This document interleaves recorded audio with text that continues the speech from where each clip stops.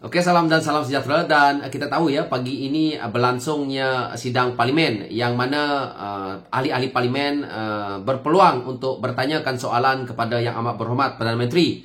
Dan saya lihat tadi Yang Amat Berhormat Perdana Menteri sedang menjawab satu soalan yang cuba dikeluarkan oleh Ketua Pembangkang.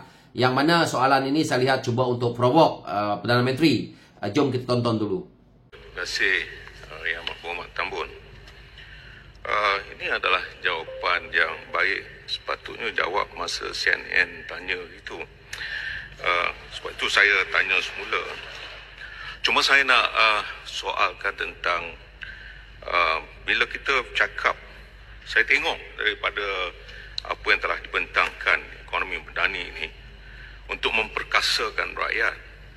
Soalannya, apakah keterjaminan atau kemampanan ekonomi yang dirancang itu benar-benar dapat mencapai sasarannya apabila selepas tahun banyak masalah kos sara hidup dalam negara kita. Jadi saya ingin mempersoalkan tentang bagaimanakah perancangan secara detailnya harus dibentangkan supaya semua rakyat apabila nak memperkatakan tentang memperkasa rakyat ini tahu bahawa kita boleh bersama untuk membantu untuk menangani masalah kos sara hidup dalam negara. Terima kasih. Terima kasih, Menteri. Merujuk kepada temu bual dengan Christian Amanpour CNN, saya syorkan Yang Mohamad Tanjung lihat keseluruhan temu bual itu dan tidak cut and paste yang dibuat.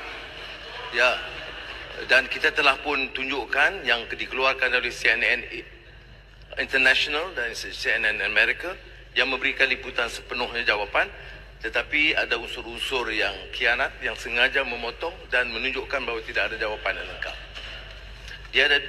Kemudian ada juga dialog dengan Council for Foreign Relations yang juga memberikan penjelasan yang sama.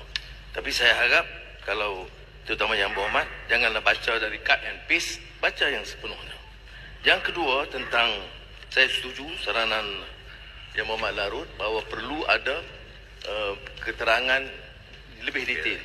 Sebab itu saya syorkan supaya dibaca ekonomi madani bersama kajian separuh penggal dan juga transisi tenaga, plan perindustrian yang mencerahkan cara detail pelaksanaan program selain daripada insya-Allah yang saya akan usahakan pada 13 hari bulan tatkala membentangkan belanjawan madani kedua. Terima kasih. Itulah dia Ketua Pembangkang yang mana apabila memberi jawapan yang akhirnya cuba untuk provoke tetapi akhirnya juga dijawab dengan begitu baik oleh Perdana Menteri berkenaan dengan isu itu. Jadi apa yang kita lihat di sini apabila Perdana Menteri sebut isu cut and paste ya.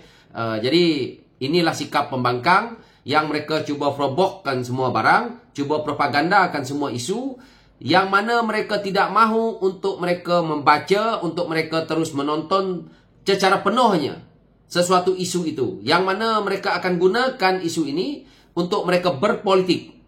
Mereka tidak mahu melihat siaran langsungnya, melihat kenyataan media yang betul-betul daripada newsnya. Mereka ambil daripada mungkin walaon-walaon. Sebab itu Datuk Seri Anwar Ibrahim tadi ada menyatakan bahawa mereka yang tidak bertanggungjawab dan khianat. Mereka-mereka ini ya, yang suka cut video orang setengah-setengah, yang suka pusing balik fakta, inilah sikapnya. Jadi sampai bila walaon-walaon, sampai bila mereka-mereka ini nak buat kerja seperti ini. Hari ini kalau kita tengok apa yang ditanya oleh Ketua Pembangkang berkenaan dengan isu ekonomi madani, yang mana kalau kita dengar pertanyaan ini ya, bermaksud Ketua Pembangkang sendiri tak faham. Sebab itu Datuk Seri Anwar Ibrahim cerita jangan baca saja tetapi jangan juga ikut yang cut and paste. Baca yang penuh. Dan saya dengar tadi laporan penuh dengan berkenaan dengan isu ekonomi madani ini juga akan dibentangkan untuk kali keduanya dan juga ada sudah tersedia. Jadi Ketua Pembangkang hari ini masuk dalam parlimen seolah-olah dia tidak tahu. Tidak mau ambil tahu. Tetapi dia tanya ke soalan ini berulang-ulang yang mana sebenarnya sepatutnya dia dah ambil tahu dan dia dah terangkan kepada rakyat dia, terutamanya di Larut. supaya faham. Jadi di sini Datuk Seri Anwar Ibrahim sudah pun menceritakan bahawa apa dia yang dibuat berkenaan dengan isu ekonomi madani, yang mana perancangannya secara detail pun sudah pun dibukukan ataupun sudah ada. Tetapi Hamzah Zainuddin sendiri yang tidak mahu mengambil tahu, tak mahu mengambil pot berkenaan dengan isu ini. Jadi kerja mereka adalah cut and paste, kerja mereka adalah menabuh fitnah. Contoh yang kita lihat apabila PRK yang baru ini, isu beras, yang mana mereka katakan kerajaan menyatakan bahawa BNPH memberi beras secara percuma untuk menyogok penyokong. Dan ini adalah satu contoh yang mana Wan Ahmad Faizal sepatutnya kalau benda itu berlaku buat laporan polis, buat laporan SPRM, ataupun dia turun ke sana di lapangan dan melihat bahawa beras itu tidak dibayar. Jangan mereka buat satu kenyataan di media-media sosial mereka dan akhirnya membuat satu fitnah, membuat satu penipuan kepada rakyat hanya untuk mendapat satu undi. Inilah sikapnya pembangkang yang ada hari ini. Mereka buat andaian-andaian, membuat mimpi-mimpi yang indah kepada rakyat, tetapi sebenarnya mereka tidak mampu apa-apa pun. Kita hari ini, rakyat boleh lihat, sidang parlimen dibuka. Kamu orang ada nampak tak kelibat orang bernama Tan Sri Abdul Awang ataupun kelibat Tan Sri Medi Yassin? Dan ada tak kelibat-kelibat pihak pembangkang ini yang datang untuk melihat apa hujahnya, apa yang mereka nak bawa daripada kawasan mereka? Ada tak? Tak ada. Yang mereka tanya soalan-soalan frobok yang tidak menguntungkan. Malah saya lihat ahli parlimen yang berada di kerajaan bertanya soalan kepada menteri yang ada dalam kerajaan. Ini lebih baik dan ini adalah satu yang kita mahu, iaitu ada check and balance dan menteri akan menjawab soalan-soalan yang sepatutnya. Ada sebahagian saya lihat bagus daripada pihak pembangkang, tetapi pihak pembangkang ini dia tidak memikirkan bahawa mereka ni ahli parlimen untuk rakyat Malaysia. Dia lebih kepada mereka ceritakan diri kawasan mereka masing-masing. Kalau saya lihat pembangkang tadi, mereka lebih kepada kawasan mereka sendiri. Mereka tidak lihat generalnya. Mereka itu sebagai ahli parlimen yang berada di parlimen Malaysia untuk mewakili semua rakyat. Walaupun memang betul kawasan kita sendiri diutamakan, tetapi perlu menunjukkan bahawa apa sebenarnya komitmen kamu. Sebab apa saya kata seperti ini? Sebab saya lihat kegilaannya pihak-pihak pembangkang ini ingin menjadi kerajaan. Kegilaan mereka untuk merampas kerajaan. Tetapi cara mereka bercakap seolah-olah ketua kampung. Jadi itu juga yang kita lihat hari ini. So, kalau kita lihat dalam isu ini, apa yang Hamzah Zainuddin cuba nak tunjukkan kepada rakyat adalah video dia ini, yang mana dia menyatakan bahawa kalau inilah cara menjawab Datuk Seri Anwar Ibrahim dengan CNN, maka bolehlah dilihat sebagai yang terbaik. Dia mengakui jawapan Datuk Seri Anwar Ibrahim itu baik, tetapi dia spin dekat sana menyatakan bahawa seolah-olah Datuk Seri Anwar Ibrahim tidak menjawab sebegitu.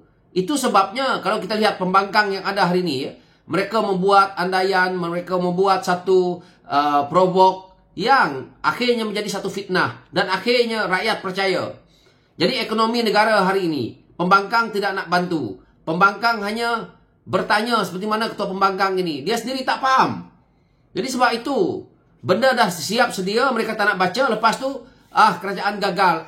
Kerajaan tak betul. Datuk Seri Anwar Ibrahim tak boleh jadi Perdana Menteri. Datuk Seri Anwar Ibrahim perlu letak jawatan Menteri Kewangan. Inilah sahaja modal pembangkang. Ini sajalah hujah pembangkang yang ada di Malaysia ini. So, kawan-kawan boleh lihat, boleh terus menonton siaran live di parlimen hari ini ada. Dan saya mengulas isu ini kerana saya lihat akhirnya kantoi juga setiap hujah yang mereka cuba lemparkan kepada Perdana Menteri di parlimen. Mereka belum layak untuk berdebat dengan Perdana Menteri yang ada hari ini.